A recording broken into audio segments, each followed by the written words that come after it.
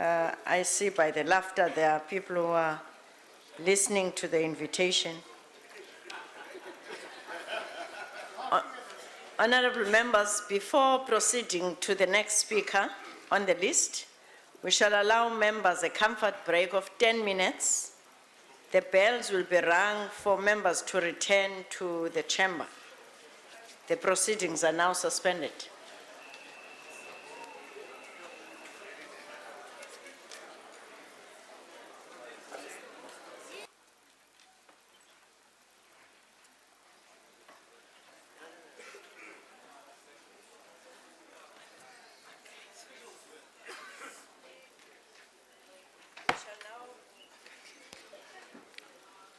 We shall now proceed with the speakers list. The next speaker is Honorable Chairperson Hajaig. Honorable Hajaig.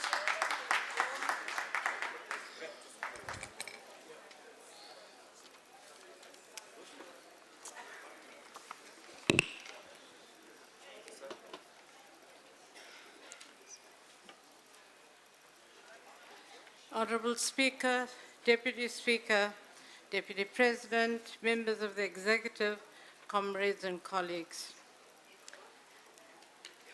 Bismillah ar-Rahman ar-Rahim. In the name of God the Almighty, the All-Merciful, we wish Madiba peace and tranquility in his last days. We hope there'll be many more days. We wish that his suffering does not suffer. Let there be as little suffering as possible. And we wish him well.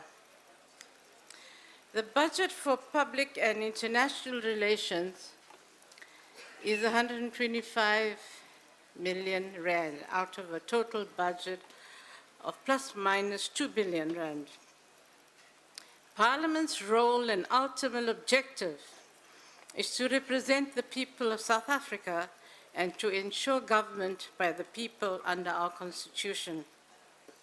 Historically, parliaments had little involvement in international relations.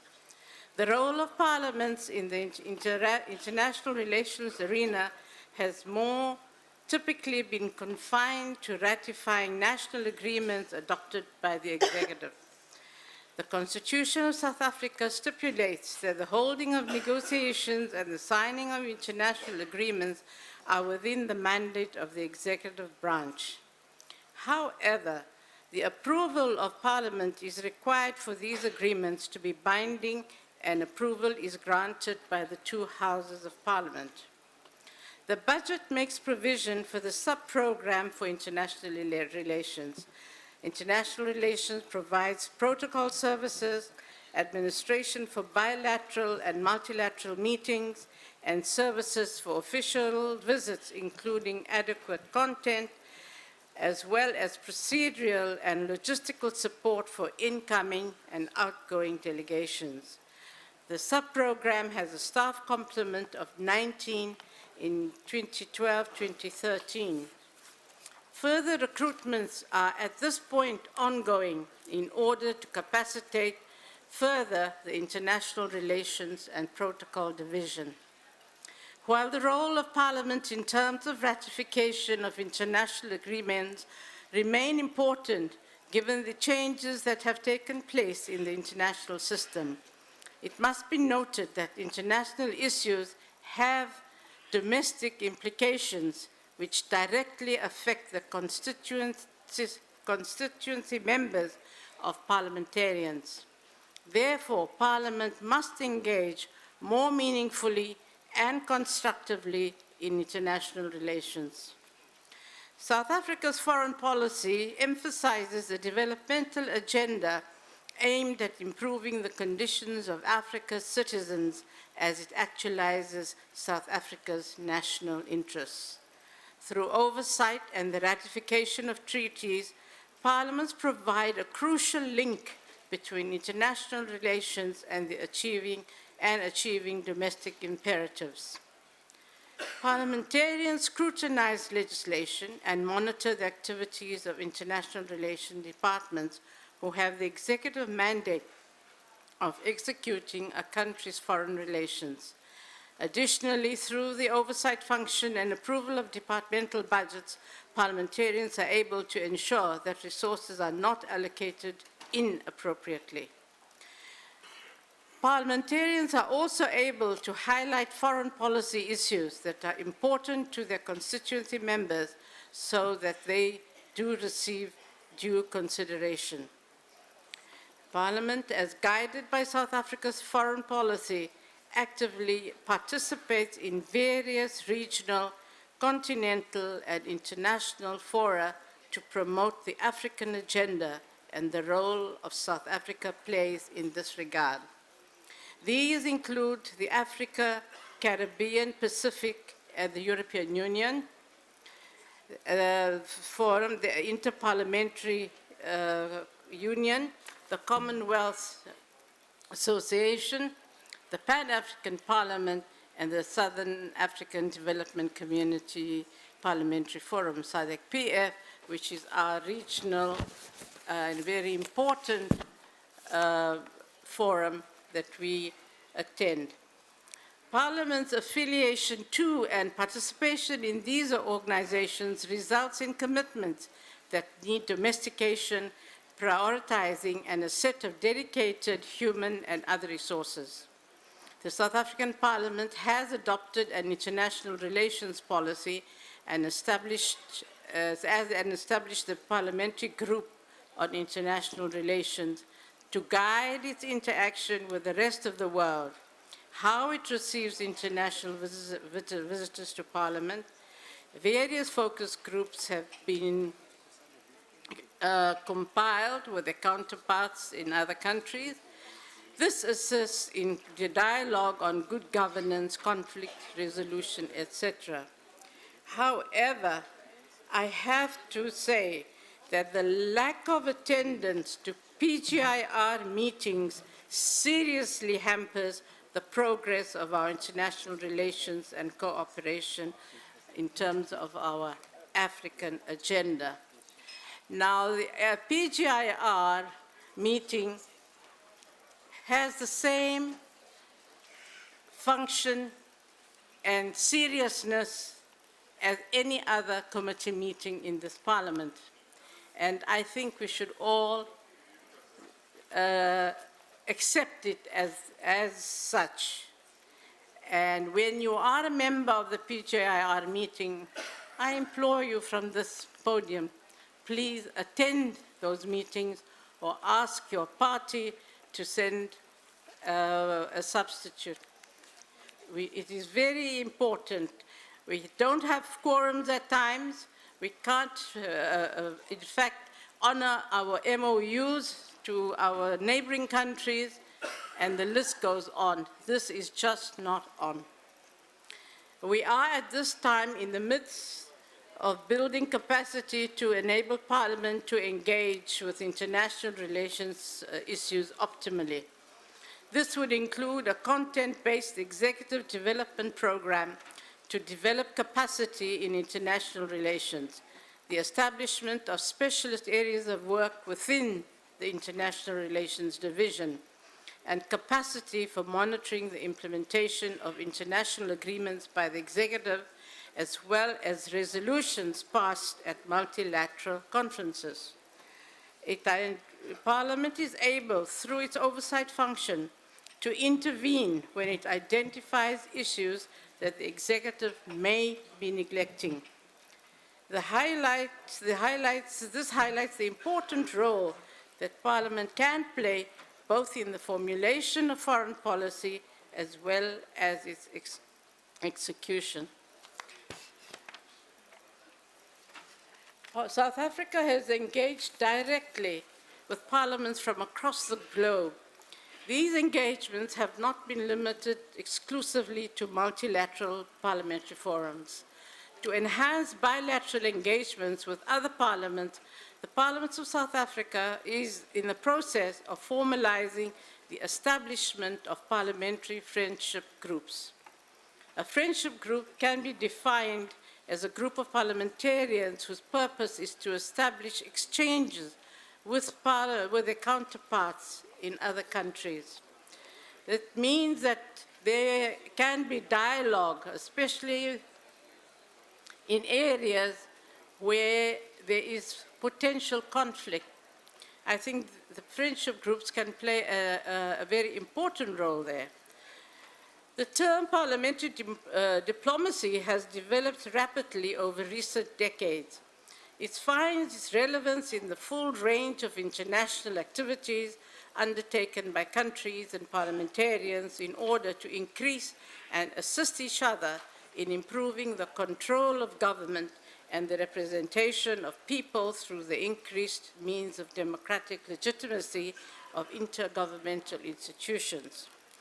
As I said before, we belong to a number of multilateral fora. I only have 5 minutes left.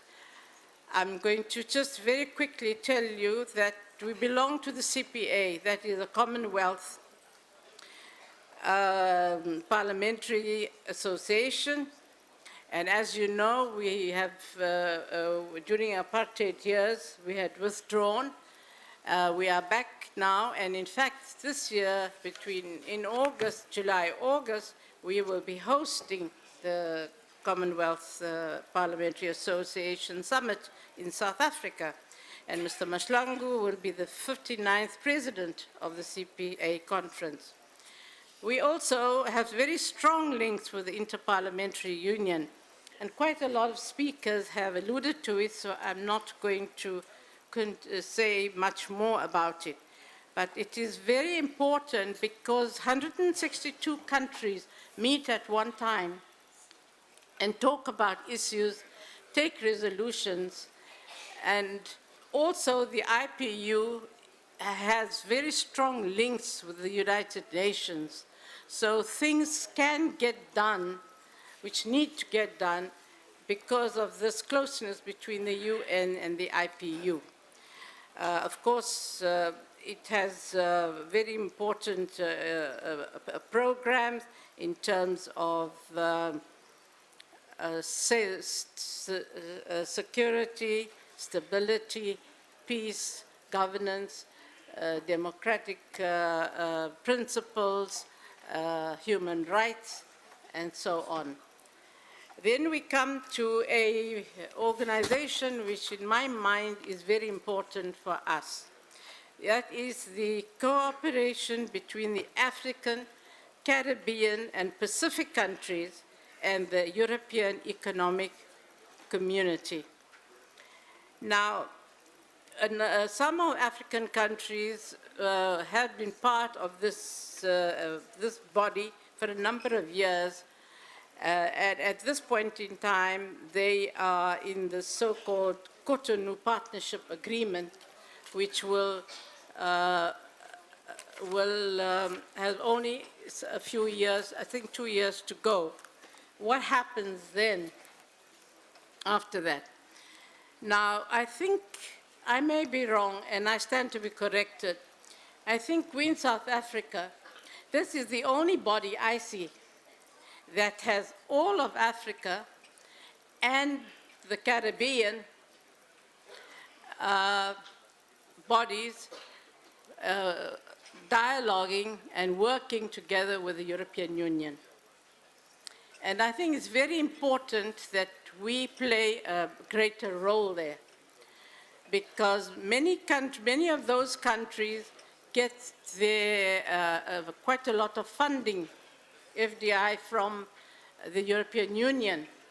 And at these meetings, they're unable to voice what is actually needed and in their countries and what the actual situation is, because there is so much funding coming into the GDP from Europe. So I think that we ought to play. I have noticed that when we do go there, when we do participate, many of the African states look up to us to put the issues as they are, especially those that concerned conflict areas, and they want us to play a greater role in the ACP-EU. Of course, I'm not going to say anything about the Pan-African Parliament. My comrade Tibedi said it all. But I do think that we as the host country and our parliament and the Pan-African Parliament has to, besides the 5 people that we send there 4 times a year is not sufficient. We need to, these are the parliaments of Africa. There was good reason why we wanted to host them in South Africa. There was a reason for it, and I think that we should make a greater effort in working together with the Pan-African Parliament. From the time they started up to now, they have grown in a wonderful way, where they were afraid to say what they wanted to say, and now they have the confidence to stand up and say what they need to say, even if it means against their own executives. The last thing that I really just wanted to bring to notice is the African peer review mechanism.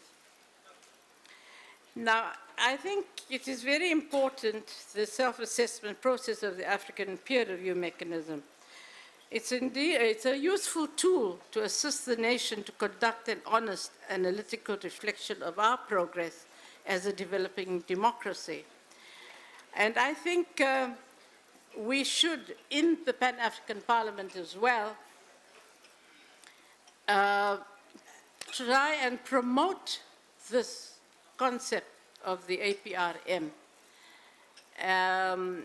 because I think that it was set up for a particular reason, and a very good reason, and it has an independent panel, the panel of the wise.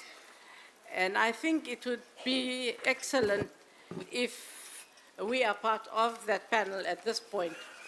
So I am actually requesting that somehow we play a more constructive role in this whole APRM structure. Yes. And with that, I thank you. Thank you very much, Honorable Chairperson.